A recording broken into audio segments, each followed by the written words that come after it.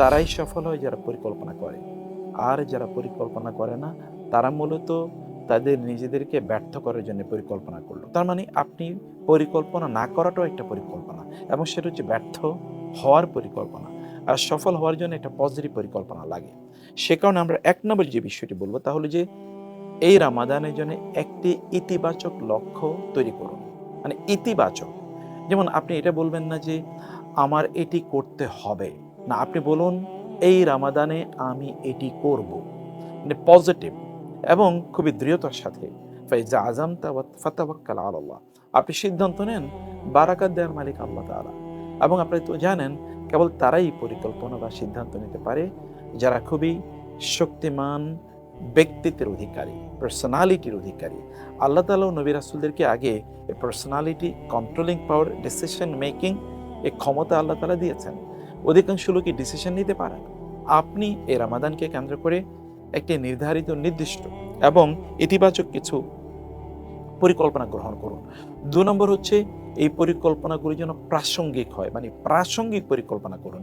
রমাদানে আপনি কোনো নামাজি জামাতের সাথে আদায় করা ছাড়া পড়বেন না। এটা একটা পজিটিভ, প্রাসঙ্গিক। এরকম প্রাসঙ্গিক কিছু পরিকল্পনা করুন, এবং পরিকল্পনা আপনার নিজের থেকে যেন উৎসারিত হয়, স্বপ্রণোদিত, স্বেচ্ছায় আপনি কিছু একটা করার পরিকল্পনা করুন। নিজে নিজে এটাকে পরিকল্পনা করুন। অন্য কেউ আপনাকে বলবে সেরকম না। আপনি নিজে নিজে ভাবুন আপনার করণীয় কি। এবং ৩ নম্বর হচ্ছে নিজেকে ছাড়িয়ে যাওয়ার একটা টার্গেট তৈরি করুন। প্রত্যেকটি দিন আপনি যা করবেন, গতকাল আপনি যা করেছেন তার চেয়ে আজকে আপনি বেশি ইবাদত করবেন, তার চেয়ে আল্লাহকে বেশি সময় দেবেন। আল্লাহকে সময় দিলে আপনার কোনো ক্ষতি নাই, কারণ আল্লাহ সুবহানাহু ওয়া তাআলা আপনার সময় বারাকা দেবেন, এবং আপনার সবগুলো কাজ সুন্দরভাবে যেন হয় সে কারণে আল্লাহ তৌফিক দেবেন। প্রয়োজনে ফেরেশতাদেরকে দিয়ে আল্লাহ তাআলা আপনাকে সাহায্য করবেন। চতুর্থ যে বিষয়টি করবেন, তাহলে যে সংখ্যাবাচক লক্ষ্য নির্ধারণ করুন। এটি কোয়ান্টিটিভ। কোয়ালিটেটিভ তো আমরা আগেই বলেছি, কোয়ালিটেটিভ যেন হয়, এবং কোয়ান্টিটিভ। যেমন আপনি প্রতিদিন কমপক্ষে ১ পারা করে কোরআন খতম করবেন বা কোরআন পড়বেন, মানে একেবারে নির্ধারিত আমি কোরআন পড়ব। এরকম যদি আপনি ভেগ কোনো মানে পরিকল্পনা নেন, তাহলে এটা আপনি বাস্তবায়ন করতে পারবেন না। বরং আপনাকে করতে হবে নির্ধারিত এবং কোয়ান্টিটি, এটা যেন মেজারেবল যেন হয়, মানে আপনি যেন এটাকে মেজার করতে পারেন। তাইলে আপনি বলুন যে আমি প্রতিদিন ২০ পৃষ্ঠা করে কোরআন পড়বো, রাসূল সাল্লাল্লাহু আলাইহি ওয়াসাল্লামের জীবনে ১০ পৃষ্ঠা পড়বো, মানে আমি একটি ধরেন ৫ আয়াত কোরআন হিফজ করব। এইভাবে আপনাকে একেবারে মানে সংখ্যাবাচক পরিকল্পনা আপনাকে গ্রহণ করতে হবে। পঞ্চম যে বিষয়টি বলবো, তাহলে যে পর্যালোচনা করুন। কেবল পরিকল্পনা নিয়ে বসে থাকলে হবে না। আপনি প্রতিদিন নিজকে মানে পরিকল্পনা অনুসারে চললেন কিনা, নিজকে আপনি পর্যালোচনায় নিয়ে আসুন। কারণ আপনি জানেন যে আপনি যারা ওমর রাদিয়াল্লাহু তাআলা বলেছেন, হাসিবু আনফুসাকুম ক্বাবলা আন তুহাসাবু, মানে তোমাদের নিজেদের আল্লাহ তাআলা হিসাব নেওয়ার পূর্বে তোমরা তোমাদের নিজেদের হিসাব করো। কাফা বিনাফসিকা আল-ইয়াওমা আলাইকা হাসিবা। নিজের হিসাব যদি নিজে করেন, তাহলে আপনার নিজকে আপনি সংশোধন করতে পারবেন। প্রতিদিন আপনি সন্ধ্যায় অথবা রাতে ঘুমের আগে অথবা ফজরের পর আপনি পরিকল্পনা করুন যে গতকাল আপনি যা করার কথা ছিল সব করেছেন কিনা, এবং বিশ্বাস করুন আপনি এটা করেই দেখুন ১-২ দিন, এবং আপনি দেখবেন কি ট্রেমেন্ডাস পরিবর্তন হচ্ছে আপনার। সত্যি পরিবর্তন আপনার হবে। এবং এই কারণে ইমাম হাসান আল বসরি রাহিমাহুল্লাহ তিনি বলেছেন যে মুমিন তার নিজের অভিভাবক, মানে মুমিন তার নিজের অভিভাবকত্ব তিনি নিজে গ্রহণ করেছেন, এবং সে তার নিজের হিসাব নিজেই নেয়।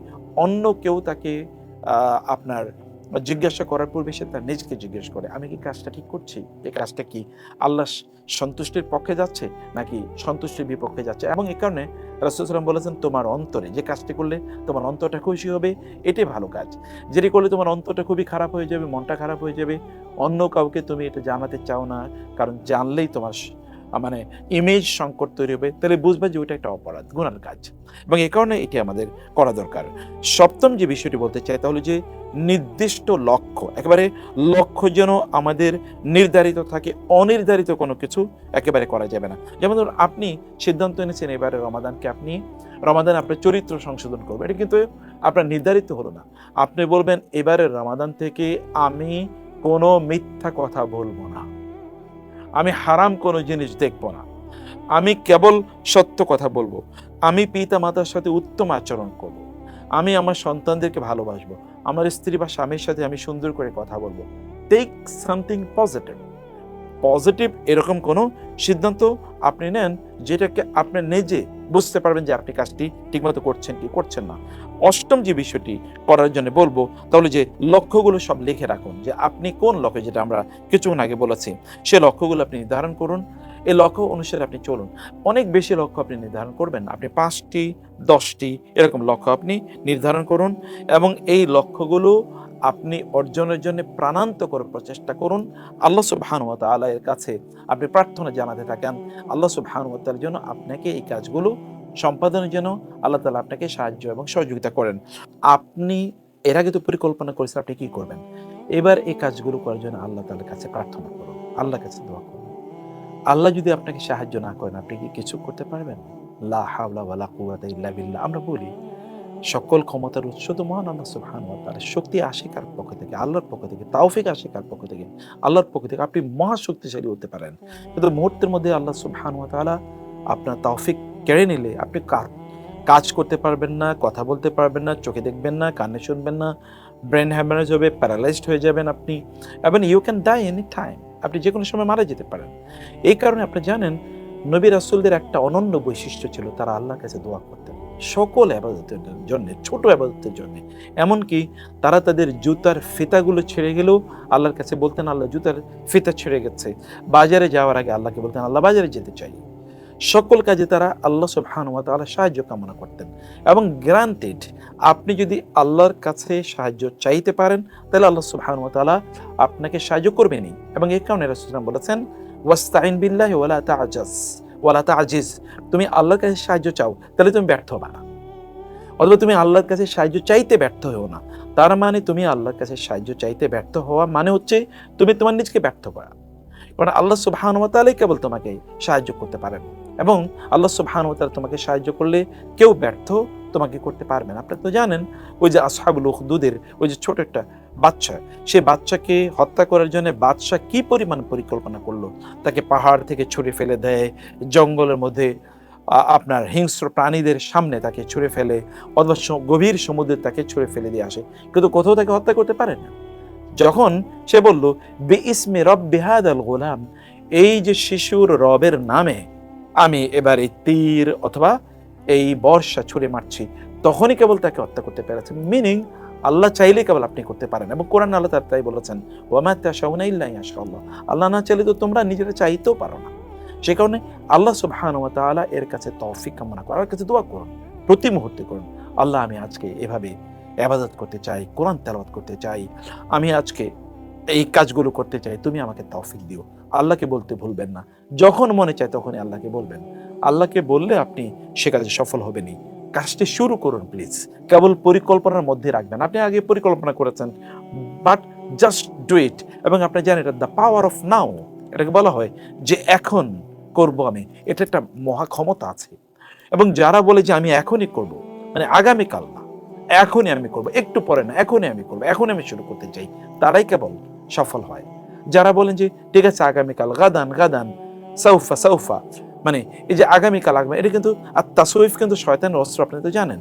মানে প্রোক্রাস্টিনেশন এটা হচ্ছে শয়তানের অস্ত্র, যে আমি এখন করবো, আচ্ছা ঠিক আছে কালকে করবো, আচ্ছা পরশু করবো।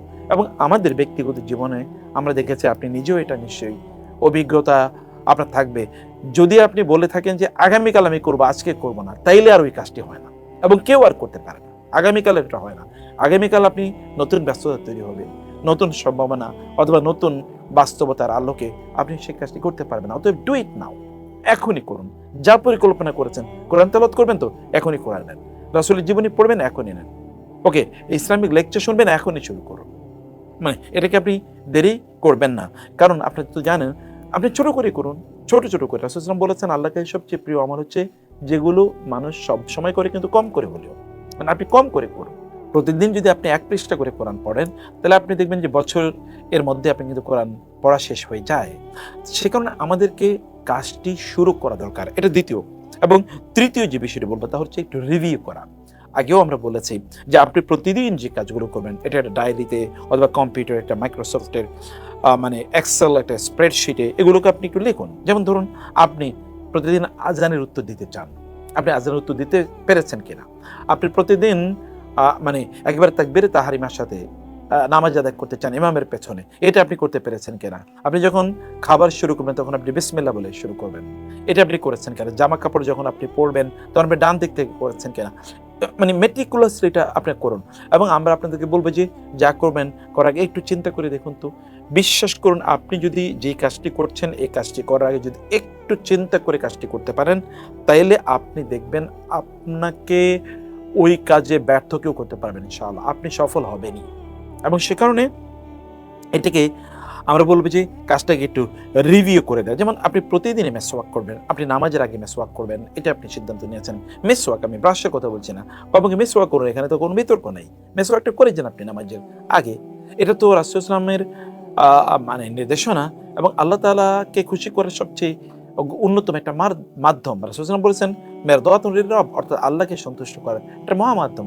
আপনি মেসওয়াক করছেন, এর মানে আমরা যদি বলি মানে hygiene of your mouth or your teeth, আপনার দাঁতকে আপনি মানে উত্তম রাখছেন, ভালো রাখছেন, পরিষ্কার রাখছেন, এতে আপনি আল্লাহর সন্তুষ্টি অর্জন করছেন। সুবহানাল্লাহ, কি অসাধারণ! এটা আপনি করুন কমপক্ষে। আমরা চতুর্থ যেটি বলতে চাই তাহলে যে একজন সঙ্গী সাহেব আপনি ম্যানেজ করুন, যার সাথে আপনি শেয়ার করতে পারবেন, তিনি আপনাকে একটু বলে দেবেন এখন কিন্তু আমাদের এই কাজ করার কথা। এটা আপনার স্ত্রী হতে পারে, নো প্রবলেম। তিনি আপনাকে বলবে এখন কিন্তু আমাদের কোরআন তেলাওয়াতের কথা, এখন কিন্তু আমাদের তাহাজ্জুদে নামাজ আদায় করার কথা, এখন কিন্তু আমাদের মানে জিকির আজকার করার কথা, রাসূলের জীবনী পড়ার কথা, এখন কিন্তু আমাদের তাসবিহ তাহলিল করার কথা। এরকম বিভিন্ন জিনিস কেউ আপনাকে সাহায্য করবে, যিনি আপনাকে মানে একটু রিমাইন্ডার প্রদান করবে। এরকম একজন সঙ্গী আপনি তৈরি করতে পারেন। সেটা আপনার বন্ধু হতে পারে, আপনার মা হতে পারে, আপনার বাবা হতে পারে, আপনার সন্তানরা হতে পারে।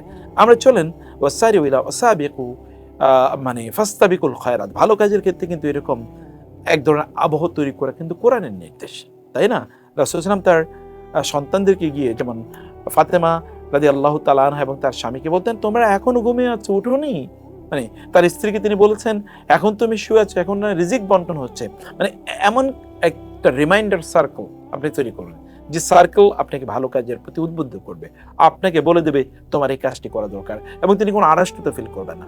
আমরা সিনেমা নিয়ে আলোচনা করতে কোনো আড়ষ্টতা ফিল করি না, কিন্তু আবাদত নিয়ে আলোচনা করতে, আমরা রাজনীতি নিয়ে আলোচনা করতে কোনো খারাপ লাগে না, কিন্তু আবাদত নিয়ে আলোচনা করতে আমাদের খারাপ লাগে। আজকে কি আপনি জামাতে নামাজ আদায় করেছেন বা জামাতে আদায় করুন, কিন্তু আপনি রাজনীতি নিয়ে গল্প করতে পারছেন, দিন নিয়ে গল্প করতে পারেন না, এটা কিন্তু শয়তানের এক ধরনের ধোঁকা। তো ফলে আমরা যেন একটু দিনই আলোচনা একটা সার্কেল তৈরি করি, যেখানে দিনই আলোচনা কেবল হবে, মানে অন্য কোনো আলোচনা হবে না। এরকম একজন সঙ্গী আপনার তৈরি করা দরকার। এবং সর্বশেষ বলবে যে স্বাক্ষর, মানে আপনি যে অনেকগুলো কাগজের টুকরা নেন, মানে ধরেন কমপক্ষে প্রতিদিনের জন্য 10টা কাগজের টুকরা নেন, আপনি একটা কাগজের টুকরা লেখেন আজকে আমি 5 ওয়াক্ত নামাজ জামাতে আদায় করেছি, লিখে এটা আপনি এক জায়গায় রেখে দেন। মানে এবং 30 দিন বা 29 দিন পরে আপনি দেখেন যে এই কাজগুলো আপনি কি করেছেন, তখন দেখবেন আপনি নিজেরই ভালো লাগবে। অথবা প্রতিদিন সকালে যে আমি কি কি কাজ করার কথা ছিল, আজকে কি কি করেছি দেখি তো পজিটিভলি, এটা আপনাকে মোটিভেশন প্রদান করবে এবং আপনাকে একটা রিমাইন্ডারও প্রদান করবে। ফাযাক্কির ফাইন্না যিকরা তানফাউল মুমিনিন, মুমিনদেরকে স্মরণ করিয়ে দাও, এই স্মরণ তাদের কল্যাণে লাগে।